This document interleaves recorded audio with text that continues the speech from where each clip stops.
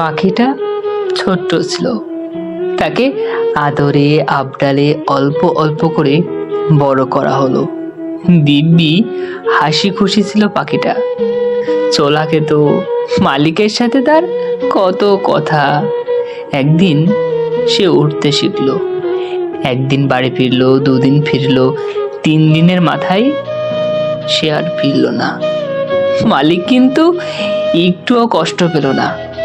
সে জানতো তার আদরের ময়না একদিন তাকে ছেড়ে ঠিক চলে যাবে।